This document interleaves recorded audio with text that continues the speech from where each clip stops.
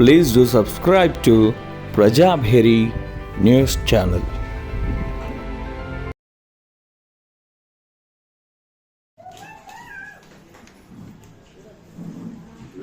सच्चिदानंद रूपाय व्यापिने परमात्मने नमो वेदांत वेद्याय गुरवे बुद्धिसाक्षिणे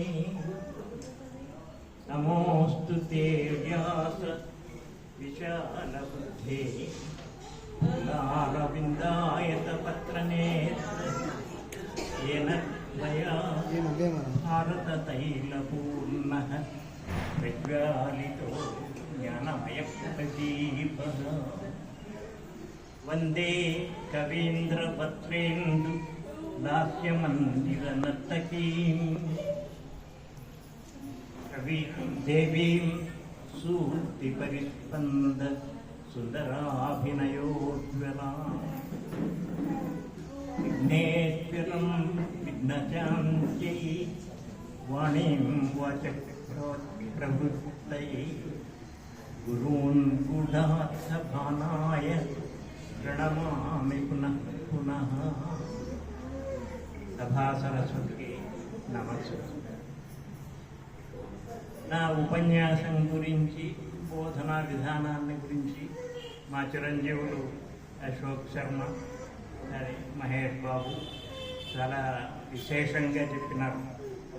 అందులో మా యోగ్యత ఎంత అనే దానికన్నా వాళ్లకు మా పట్ల ఉండేటువంటి ఆదరాభిమానాలు ప్రశంసనీయమైనటువంటివిగా నేను భావిస్తూ వాళ్లకు నా ఆశీస్సులు అందజేస్తూ ఉన్నాను. మిగతా శిష్యులు కూడా అలాగే ప్రవర్తిస్తారు మాతో. ఇక్కడ వాళ్ళిద్దరూ ఉన్నారు కాబట్టి వాళ్ళు తమ భక్తిభావాన్ని ప్రకటించినారు.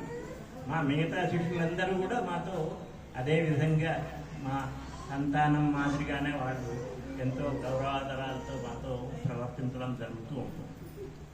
అయితే వార్ధక్యం రీత్యా కొన్ని అవలక్షణాలు నాలోకి వచ్చినాయి. ఒకటి, విషయాన్ని మర్చిపోతూ ఉండడం, చెప్పదలుచుకున్న విషయాన్ని కూడా అప్పుడప్పుడు మధ్యలో తప్పిపోతూ ఉంటుంది. అలాగే వినికిడి తగ్గడం అనేటువంటిది కూడా, ఆ జబ్బు కూడా నాకు వచ్చింది. సాధారణంగా నేను ఎక్కడ బయటికి వచ్చి ఉపన్యాసాలు ఇచ్చింది తక్కువ. దానికి తోడు ఆ కొద్ది అలవాటు కూడా తప్పిపోయి కొన్నేళ్ళు అయింది కాబట్టి ఎక్కడైనా నేను కాస్త మిమ్మల్ని విసిగించే ధోరణిలో మాట్లాడిన సభాసభలు కాస్త ఓపికతో ఉపన్యాసాన్ని భరిస్తారని చెప్పి. సరే, ముందుగా గురు పూర్ణిమ గురించినటువంటి విశేషాలు ఒకటి రెండు ప్రస్తావించిన తర్వాత సాహిత్యాంశానికి సంబంధించిన విశేషాలు ఒకటి రెండు చెప్పటానికి ప్రయత్నం చేస్తారు. భారతీయ సనాతన సంప్రదాయంలో గురువు అంటే పరతత్వమే. ఆ పరతత్వాన్ని అందుకోవడానికి సహకరించేటటువంటి జ్ఞానాన్ని కూడా గురువుగా భావించడం జరుగుతుంది. అయితే ఆ పరతత్వం ఎటువంటిదో, దాని ఆకారం ఏమిటో మనకు తెలియదు. దాన్ని అందించేటటువంటి జ్ఞానం ఆకారం కూడా మనకు తెలియదు. కాబట్టి వాటిని గౌరవించవాలి. గురు శబ్దాన్ని గౌరవించడం అనేటువంటి అర్థం కూడా వస్తుంది. ఆ పరతత్వాన్ని లేదా జ్ఞానాన్ని గౌరవించవాలి అని అంటే మామూలుగా ధ్యానంలో మనం నిలుపుకొని గౌరవించేటువంటి అవకాశం లేదు. కాబట్టి దానికి ఒక అవయవ రూపాన్ని కల్పించుకొని ధ్యాన సాధన చేస్తే బాగుంటుంది, పూజించే ప్రయత్నం చేస్తే బాగుంటుంది అని చెప్పి ఆ జ్ఞానాన్ని అందించేటటువంటి మహనీయులను గురువులుగా ఆస్వాదించేటువంటి పద్ధతి మనకు ఏర్పడింది. అయితే ఈ వ్యాస మహర్షి యొక్క జన్మదినాన్ని, ఆషాఢ పూర్ణిమను గురుదినంగా, గురు పూజోత్సవ దినంగా పాటించుకోవడంలో ఉండేటువంటి ప్రత్యేకత ఏమిటి? అంతకుముందు మనకు భారతీయ సాహిత్యంలో, సంప్రదాయంలో మనం మహేష్ బాబు మొదట కవితలు వినిపించినట్టుగా ఎంతోమంది గురువులు ఉన్నారు, కులపతులు ఉన్నారు. వాళ్ళందరూ ఉండగా వ్యాసుడిని మనం ఎందుకు గురువుగా భావించి పూజిస్తూ ఉన్నాము అని అంటే, వ్యాసాయ విష్ణు రూపాయ విష్ణు రూపాయ వ్యాస అని చెప్పి సాక్షాత్తు వ్యాసుడు ఆ నారాయణ విష్ణువు యొక్క అంశమే అని చెప్పి చెప్పుకుంటూ ఉన్నాం. దానికి ఒక నిదర్శనం ఏమిటి అని అంటే, అర్జునుడిని నిమిత్తంగా చేసుకొని శ్రీకృష్ణుడు అందించినటువంటి జ్ఞాన ఉపదేశాన్ని, గీతను వ్యాసుడు మనందరికీ అందించినాడు భారతం ద్వారా. అట్లాగే బ్రహ్మ పరమాత్మ నుండి, విష్ణువు నుండి వేదాలను పొంది వాటి ద్వారా సృష్టిని సాగించినాడు, వాటి ఆధారంగా సృష్టిని సాగించినాడు అని చెప్పి భాగవతం మొదలైనటువంటి పురాణాల్లో మనకు కనపడుతుంది.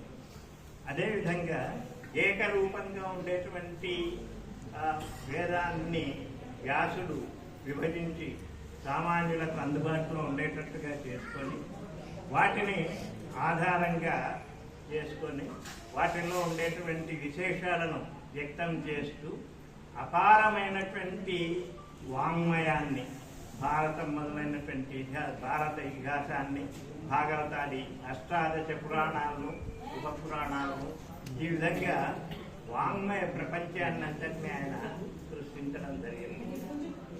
అంతేకాకుండా వ్యాసుడిని అచతుర్వదనో బ్రహ్మ త్రిబాహురపరోహరి అపాలలోచన శంభు అననే మూర్తిత్రయంతో పోల్చి, విమూర్తులతో పోల్చి చెప్పడం అనేటువంటిది మనకు కాపాడుతుంది.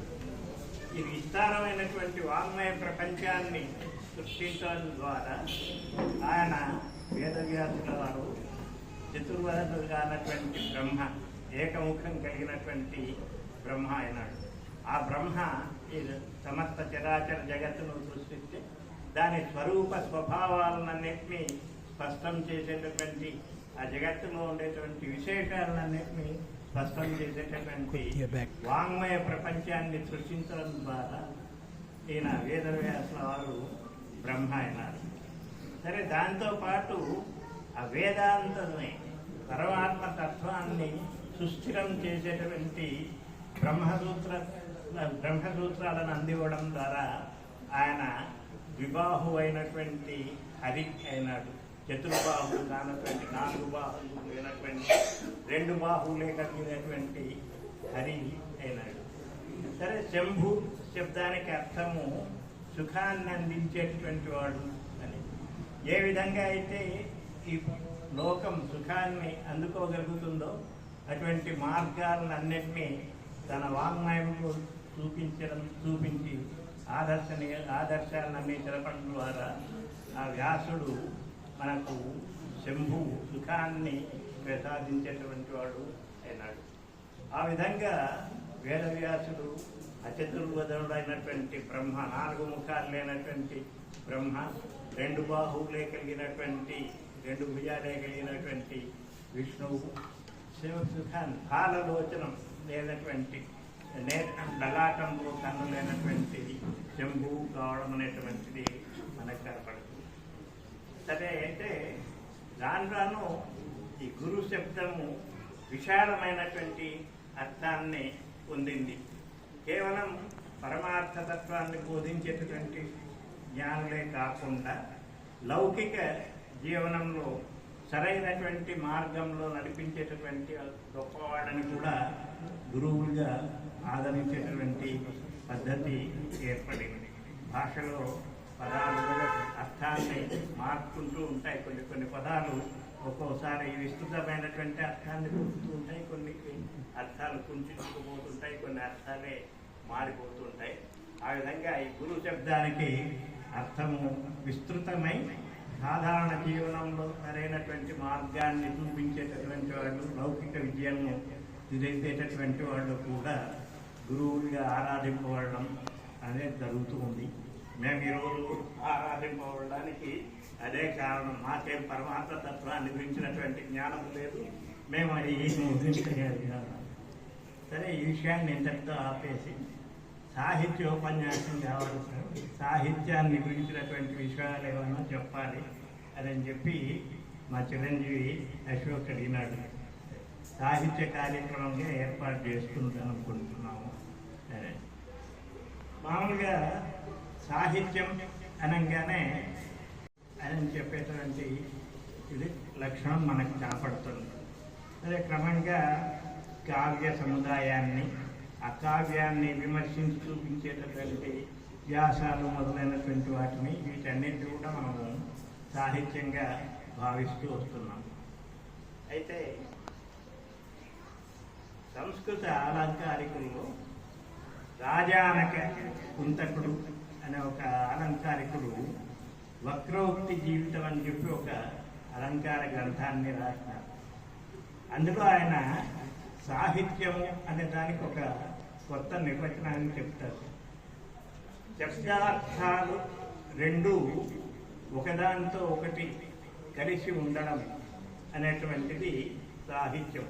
సహితత్వం యొక్క భావము, సహితము అంటే కూడి ఉండడం.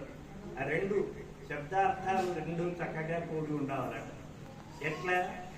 సమసర్వగుణం సంతౌ సుహృదావివ సంగతౌ పరస్పరస్య శోభాయై శబ్దార్థౌ భవతో యత. సమసర్వగుణం సంతౌ, అన్ని గుణాలు సమానంగా కలిగి, సుహృదావివ సంగతౌ, స్నేహితుల మాదిరిగా కలిసి ఉండి. స్నేహితులు సమాన గుణం కలిగినటువంటి స్నేహితులు ఒకరితో ఒకరు ఎంత చక్కగా ఎట్లా కలిసి ఉంటారో ఆ విధంగా శబ్దార్థాలు రెండు కలిసి ఉంటూ అవి పరస్పరస్య శోభాయి, ఒకదానికి పోటీ అలంకారాన్ని కలిగించుకునేటువంటివిగా, మేలు కూర్చేటటువంటివిగా ఉండవాలి. ఆ విధంగా శబ్దార్థాలు కలిసి ఉండడము అనేటువంటిదే సాహిత్యము అని చెప్పి అంటాడు.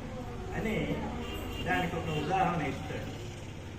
లీలయ కువలయం కువలయమివ శీర్షే సముద్వహత శేషేణ శేషపురుషాణం పురుషకార సముద్వసిత. కువలయాన్ని అంటే భూమిని లీలగా అవలీలగా ఏమాత్రం భారం అనుకోకుండా కువలయమివ కలువ పువ్వు మాదిరిగా భరిస్తూ ఉండేటువంటి ఆదిశేషుడు ఇతర పురుషుల ఇతర పురుషుల యొక్క పురుషకారాన్ని, వాళ్ళ ప్రయత్నాన్ని, కార్యాన్ని సముద్వసిత దూరంగా తోసివేసినాడు, తిరస్కరించి వేసినాడు. ఇందులో కువలయము అంటే భూమి, మళ్ళా కువలయం రెండోసారి వచ్చినటువంటి కువలయ శబ్దానికి కలువ. ఇవి రెండు భిన్నార్థాల్లో ఒకే వర్ణాలు కలిగి ఉన్నప్పటికీ కూడా భిన్నార్థాల్లో వచ్చి యమకం అనేటువంటి శబ్దాలంకారం అక్కడ ఏర్పడింది. అట్లాగే శేషణ అన్నప్పుడు శేష శబ్దం, శేష పురుషాణం అన్నప్పుడు శేష శబ్దం, ఇవి అక్కడ సందర్భాన్ని అనుసరించి వేర్వేరు అర్థాలు ఇచ్చేటటువంటివిగా ఉండి యమకాలంకారం అనేటువంటి శబ్దాలంకారం ఆ శ్లోకంలో మనకు కనపడుతుంది. అట్లాగే కొన్ని వర్ణాలు లకారం, షకారం మొదలైనటువంటి వర్ణాలు మళ్ళీ మళ్ళీ రావడం వల్ల వృత్యని ప్రోస అనేటువంటి శబ్దాలంకారం కూడా మనకు కనపడుతుంది. ఇవి ఎట్లా ఉంటే ఈ శ్లోకంలో కువలయాన్ని కువలయం మాదిరిగా మోస్తూ ఉన్నాడు, భూమిని కలువ మాదిరిగా మోస్తూ ఉన్నాడు అనడంలో ఉపమాలంకారం కనపడుతుంది. అట్లాగే నిజానికి ఇది ఆదిశేషుడి వర్ణన కాదు, ఒక రాజును ప్రదర్శిస్తూ ఉన్నటువంటి సందర్భంలో చెప్పినటువంటి ప్రస్తుతాన్ని వర్ణిస్తూ, శేషుణ్ణి వర్ణిస్తూ ఉన్నట్టుగా చెప్తూ రాజును పొగడ్డం అనేటువంటి దీనిలో ఉండడం వల్ల అప్రస్తుత అలంకారం అనేటువంటిది దీనిలో మనకు కనపడుతుంది. ఈ విధంగా శబ్దాలు, అర్థాలు ఒకదానితో ఒకటి కలిసి కావ్య శోభకు కారణమవుతాయి. అట్లా అవి రెండు చక్కగా ఒకదానితో ఒకటి కలిసి ఉండడమే దీన్ని మనం సాహిత్యంగా భావించవాలి అంటాడు. ఇది ఒక రకమైన నిర్వచనం ఆయన సాహిత్యానికి ఇచ్చింది. ఇక్కడ రెండు వేరు వేరు తెగలకు చెందినటువంటి విజాతీయమైనటువంటి శబ్దాలు ఒకటిగా, అర్థాలు ఒకటిగా, శబ్దం వేరే అర్థం వేరేగా, రెండు వేరు వేరుగా రెండు తెగలకు చెందినటువంటివిగా ఉంది. విజాతీయమైనటువంటి సాహిత్యాన్ని వేరు వేరు తెగలకు చెందినటువంటి వాటి యొక్క సాహిత్యాన్ని గురించి చెప్పడం జరిగింది. ఇది ఎట్లా అంటే శబ్దంతో సన్నిహితత్వాన్ని కలిగి ఉండవాలి, అర్థంతో సన్నిహితత్వాన్ని కలిగి ఉండాలి. ముందు చెప్పినటువంటి శబ్దానికి తర్వాత చెప్తూ ఉండేటువంటి ప్రయోగిస్తూ ఉన్నటువంటి శబ్దానికి సంబంధం చక్కగా ఉండవాలి. అట్లాగే ముందు చెప్పినటువంటి అర్థానికి తర్వాత చెప్పినటువంటి అర్థానికి సంబంధము చక్కగా ఉండవాలి అని చెప్పి దానికి వ్యతిరేక ఉదాహరణ ఇస్తాడు. ఉదాహరణ ముందుగా అర్థానికి సంబంధించి ఒక ఉదాహరణ ఇస్తాడు. మాలతి మాధవం అనేటువంటి నాటకం గురించి. ఆ నాటకం భవభూతి మహాకవి రచించినటువంటిది.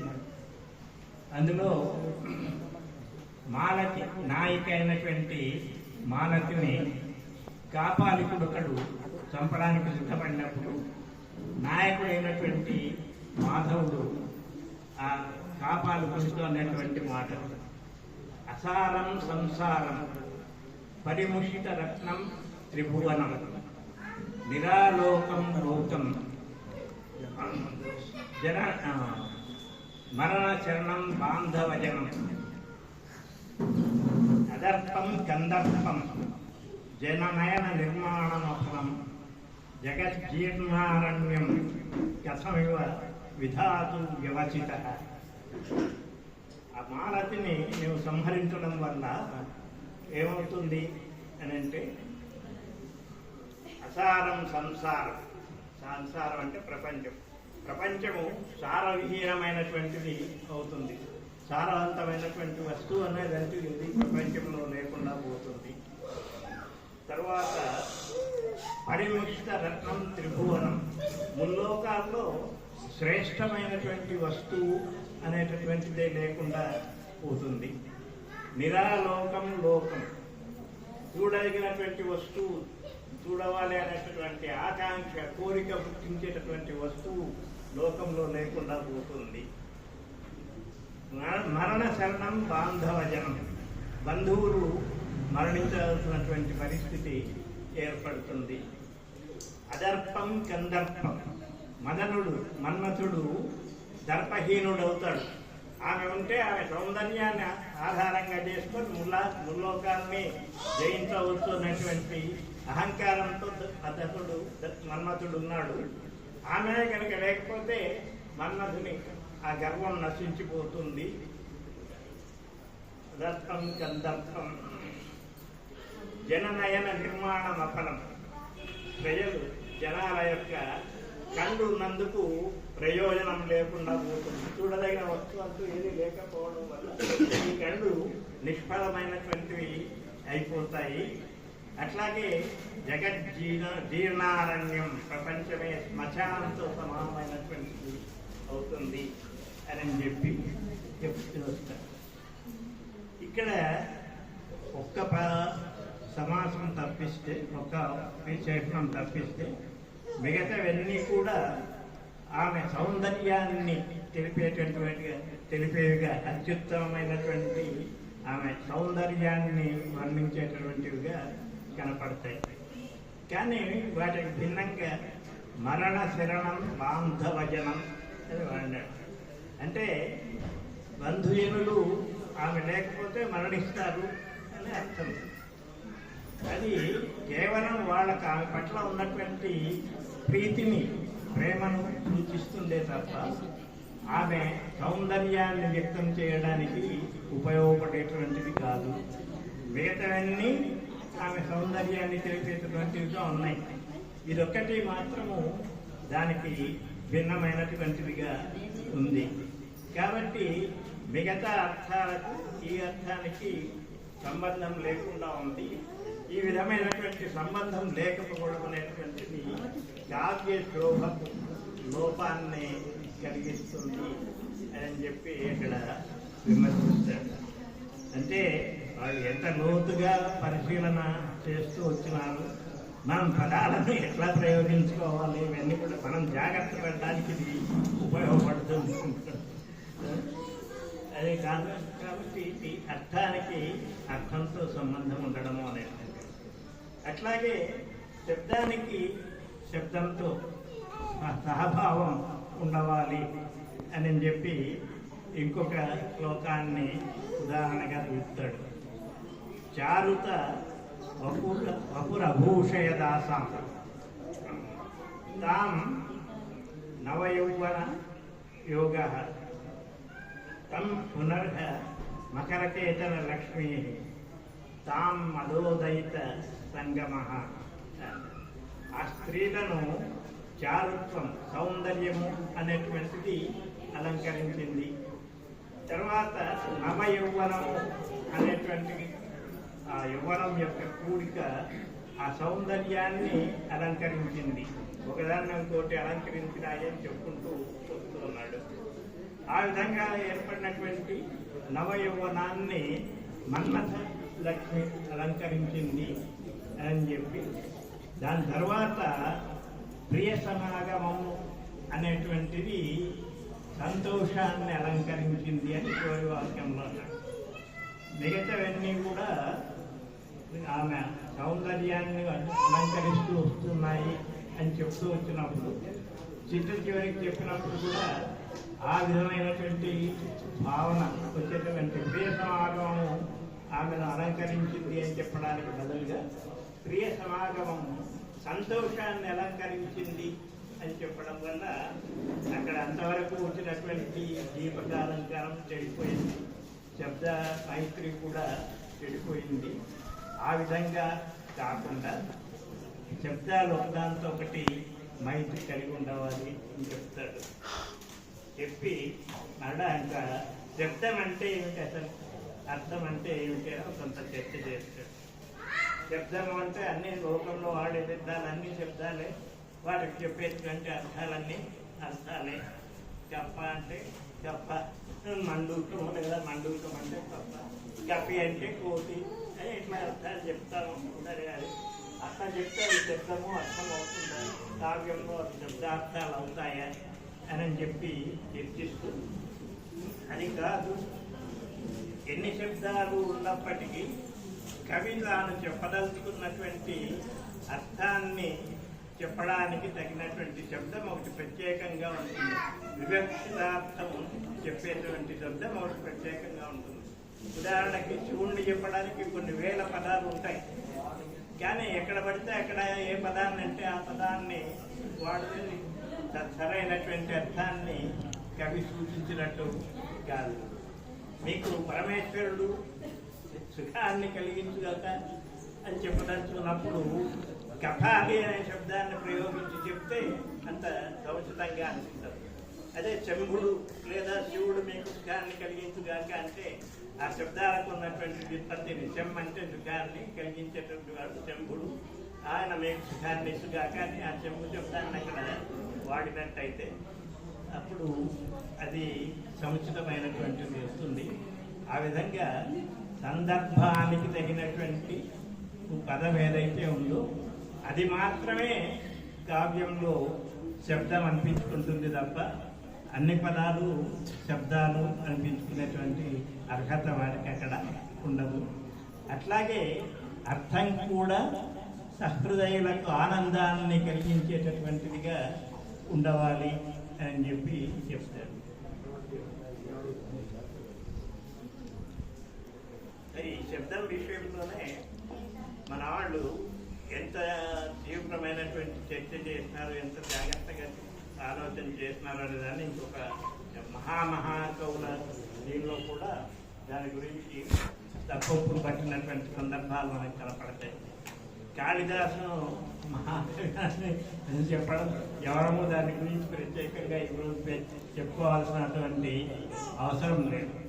అయితే మన్మధుడు ఆయన దీక్షను తపస్సు భంగం కలిగించినటువంటి సందర్భంలో దేవతలందరూ స్వామి క్రోధాన్ని ఆపుకో అనే లోపలనే ఆ శివుడు మన్మధుడిని భస్మం చేస్తున్నాడు అని చెప్తూ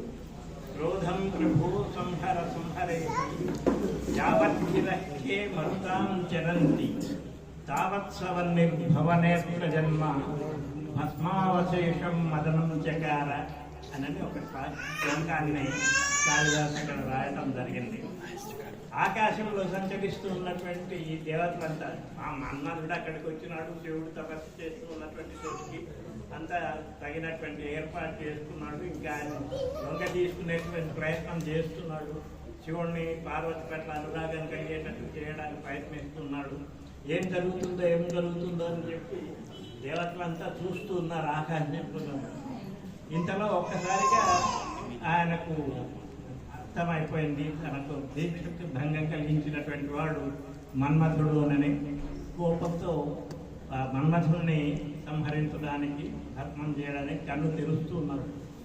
ఆకాశంలో ఉన్నటువంటి దేవతలంతా స్వామి క్రోధాన్ని ఆపుకో అనే లోపల ఆ శివుని మూడవ కంటి నుండి ఏర్పడినటువంటి అగ్ని ఆ మన్మథుడిని భస్మం చేసింది అని చెప్తూ భవనేత్ర జన్మ అంటారు. భవ శబ్దాన్ని అక్కడ ప్రయోగించినాడు. శివుని యొక్క మూడవ కంటి అగ్ని ఆ మన్మథుడిని దహించింది అనేది. భవుడు అంటే పుట్టుకకు కారణమయ్యేటటువంటి వాడు కాబట్టి అక్కడ సంహరిస్తూ ఉన్నప్పుడు, మన్మధుడిని సంహరిస్తూ ఉన్నటువంటి సమయంలో భవశబ్దం వాడడం అనేటువంటిది ఉచితమైంది కాదు అని చెప్పి ఒక అలంకారికుడు దాన్ని ఖండించినది. దానికి ఇంకొకటి సమాధానం ఏమైంది అని అంటే, మన్మధుడు పూర్తిగా పోవడం లేదు, మళ్ళా పార్వతీ పరమేశ్వర్ల కళ్యాణంతో పునరుజ్జీవితుడు కాబోతూ ఉన్నాడు. అది దృష్టిలో పెట్టుకొని కాళిదాసు భవశబ్దాన్ని అక్కడ పెట్టినాడు. ఆలోచన శక్తి వాళ్ళది ఎంత ప్రశ్నిస్తే అంత దూరం విమర్శకు పోయి వాటిని ఆ పదాలను అర్థాలను విమర్శించడం జరిగింది. అందుకనే మురారి అనేటువంటి మహాకవి ఒక మాట అంటాడు, నశబ్ద బ్రహ్మాఖ్యం పరిమళ మహాధ్రాయ జన కవీనాం గంభీరే వచసి గుణదోషౌ రచయితు.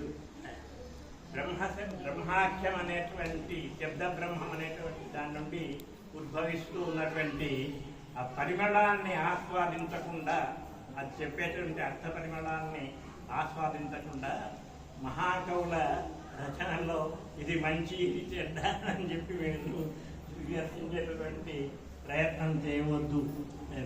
సరే, అయినా కూడా ఈ ఆలంకారికులు ఊరుకోలేదు. ఎక్కడెక్కడ ఎవరిని ఎంత మహాకవులు ఉన్నటువంటి వాళ్ళని కూడా వాళ్ళ సందర్భాల్లో లోపాలు చూపించినటువంటి విమర్శలు మనకు కనపడతాయి. సరే, ఇక్కడికి ఈ కుంతకుని ప్రస్తావన తర్వాత సంస్కృత సాహిత్య ప్రస్తావన పక్కన ఉంచేస్తే కాస్త తెలుగుకు సంబంధించినటువంటి ప్రద్యుమ్నంలో పింగళి చూడన కావ్యం ఎట్లా ఉండవాలి అని తన అభిప్రాయాన్ని చెప్తాడు. శబ్ద సంస్కారం ఎచ్చటను జారగనేక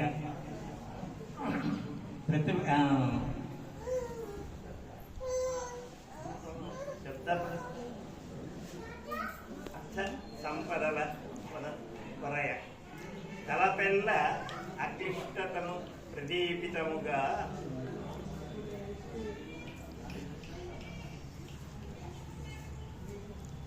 శబ్ద సంస్కారమెత్తట దారగనీక పదమైత్రి అర్థ సంపదల పదల తలపెల్ల అక్లిష్టతను ప్రదీపితముగా పునరుక్తి దోషంబు పొరయకుండా ఆకాంక్షిత స్ఫూర్తి ఆచరించుతూ శాఖాచంక్రమక్రియకు గడవదనక ప్రకృతార్థ భావంబు పాదుకోలదుకుని ఉపపత్తి ఎందు అత్యుచితముగా ఒకట పూర్వోత్తర విరోధమదవకుండా తత్తదవయవ వాక్య తాత్పర్యసరణి మహావాక్య తాత్పర్యమునకు పునర పలుకనొచ్చుట బహుతప ఫలముగాదే అంటాడు. శబ్ద సంస్కారం ఎక్కడా పోకూడదు అంటే పూర్వకావ్యాలలో వ్యాకరణ స్వరూపంగా శబ్దాలు నిర్దిష్టంగా ఉండవాలి అని అనుకున్నాం. ఆధునిక కవిత్వంలోనైనా కూడా ఏదో ఒక పద్ధతికి సంబంధించినటువంటి రూపాలనే వాడుకుంటూ పోవాలి తప్ప ఒక చోట గ్రాంథిక రూపాన్ని ఇంకో చోట ఇంకొక రకమైనటువంటి రూపాన్ని ఈ విధంగా కాకుండా సరైనటువంటి అర్థాన్ని ఇచ్చేటటువంటి శబ్దాలను ఇందాక చెప్పుకున్నట్టుగా పద మైత్రి ఉండేటువంటి శబ్దాలను ఉపయోగించాలి. అది శబ్ద సంస్కారంగా మనం చెప్పుకోవచ్చు. సరే, పద మైత్రి, ఆ పదాల మధ్య ఉండేటువంటి కలయిక అనేటువంటిది అర్థ సంపదలను ఇచ్చేటటువంటిదిగా, చక్కని అర్థాన్ని ఇచ్చేటటువంటిదిగా ఉంటారు. తలపెల్ల అక్లిష్టత ప్రదీప్తంగా, ఏ విధమైనటువంటి క్లేశం కలగకుండా, చదివిపోయినటువంటి పాఠకుడికి క్లేశం కలగకుండా ఉండేటట్టుగా భావము ప్రస్ఫుటమయ్యేటట్టుగా ఉండవాలి. అంటే అట్లనే చిన్న చిన్న పదాలతోనే రాయవాలి, సమాసాలు ఉండకూడదు అని కాదు. ప్రౌఢ సమాసాలు ఉండవచ్చు, దీర్ఘమైనటువంటి లేదా చిన్న చిన్న పదాలతో ఉండవచ్చు, ఎక్కడైనా ఉండవచ్చు.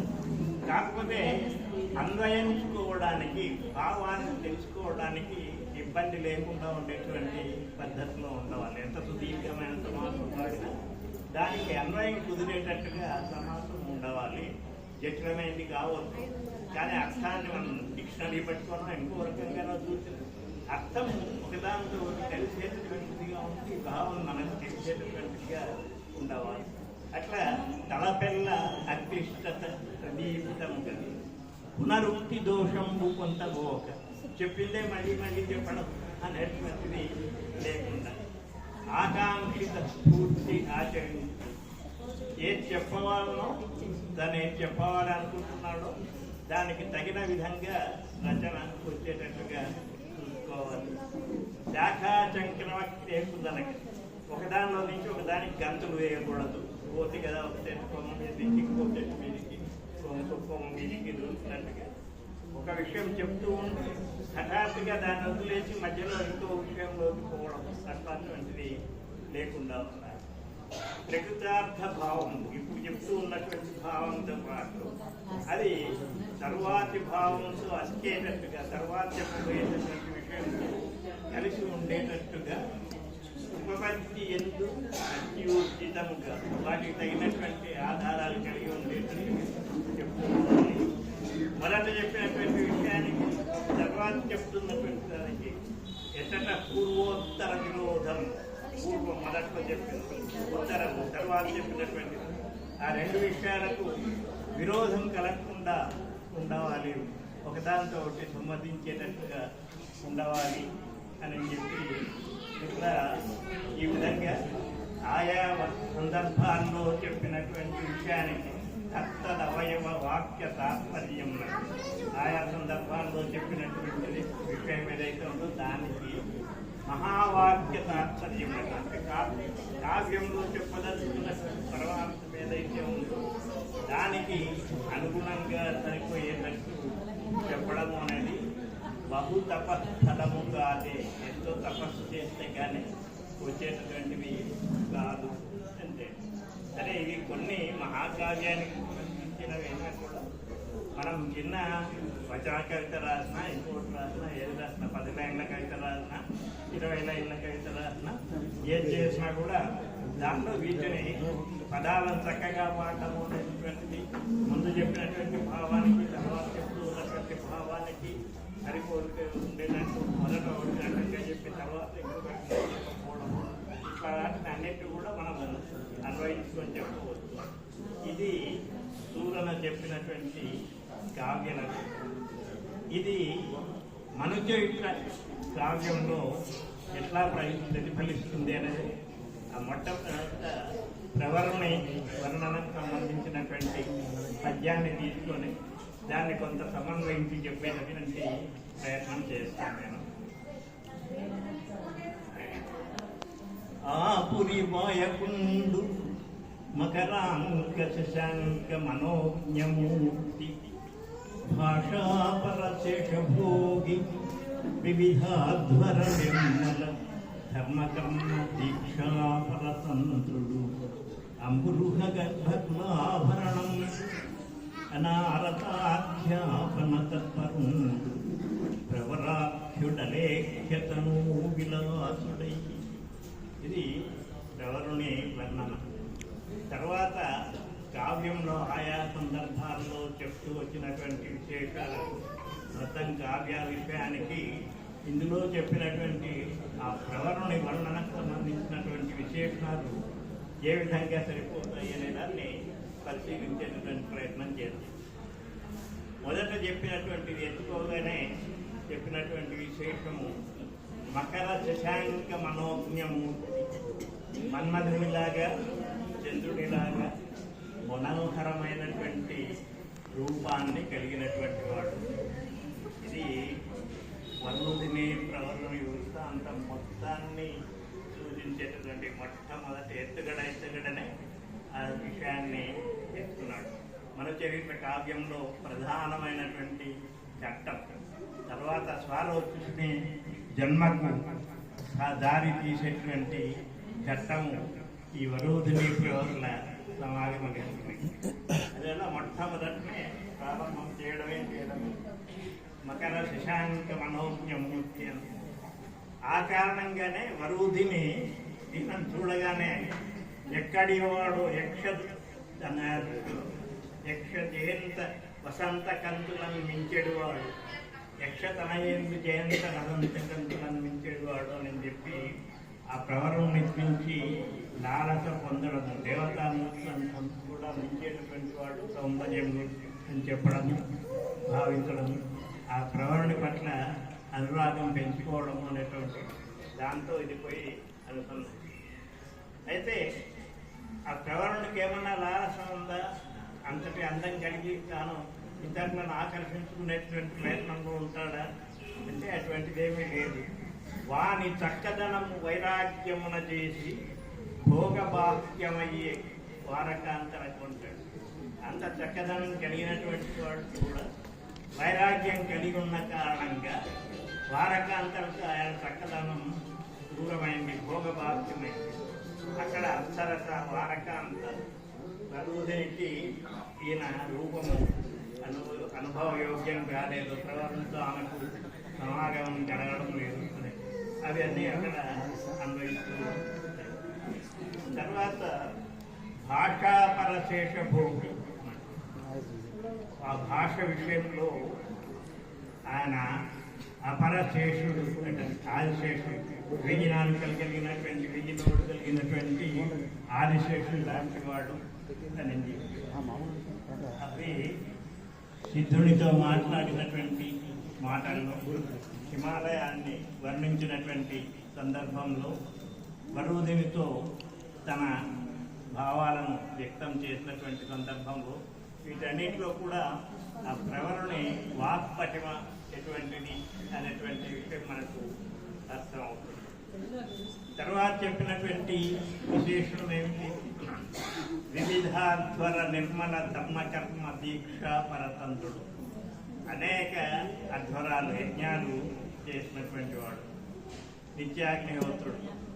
అందువల్లనే అక్కడ హిమాలయాల్లో పాదలేపనం కలిగిపోయిన తర్వాత తాను చింతించేటటువంటి విషయాల్లో నిత్యాగ్నిహోత్రము లేమయ్యనొక్కు అనుకుంటాడు.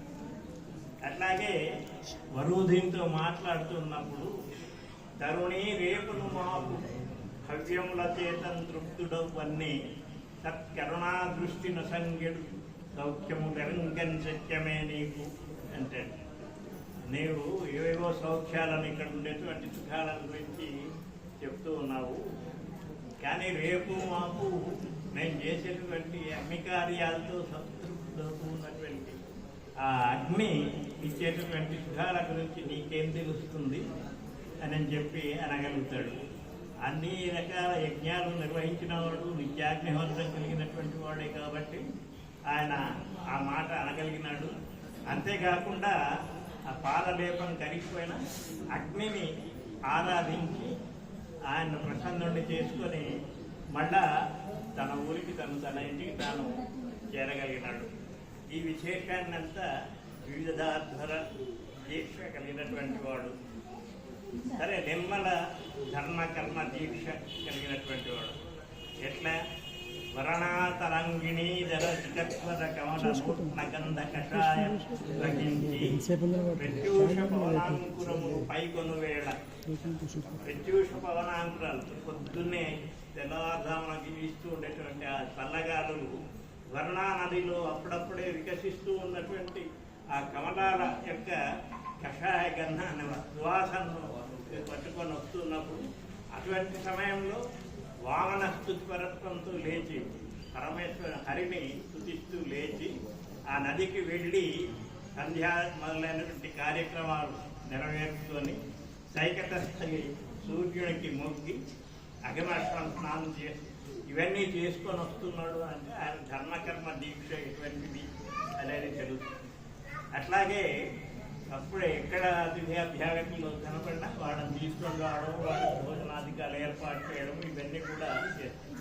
అంటే మొదటి పద్యంలో దేన్నైతే చెప్తున్నాడో తర్వాత అదే భావాన్ని అక్కడక్కడక్కడ విస్తరిస్తూ పోయి ఇచ్చినట్టు అది మనకు కనపడుతుంది. వివిధ నిర్మల కర్మ దీక్షాపరతంత్రుడు అంబురుహగల అనారత అధ్యాపన తత్పరుడు బ్రాహ్మణుడికి షట్కర్మలు లేదని చెప్తున్నాడు. ఏదైనా యాజనాధ్యయన అధ్యాపన వాటిలో అధ్యాపనం పాఠం చెప్పడం, వేదాధ్యయనం చేయించడం, తను చేయడం కాకుండా ఇతరులకు పాఠాన్ని చెప్పడం అనేటువంటిది అసలుకి బోధించడం. ఆయన అధ్యాపన తత్పరుడు అనేటటువంటిది ఇందాక చెప్పినటువంటి ఆ వర్ణాతాంగిణి పద్యంలో సత్శాస్త్రుడగుతూ నిత్తలు నేగి అనేది శాస్త్రులతో పాటు కలిసి వెళ్ళి స్నానం చేస్తారు. వాళ్ళు ఉదికిన మధురం అడుగుదోవతుల శిష్యులు పట్టుకొని వస్తూ ఉంటే ఇంటికి వచ్చేవాడు.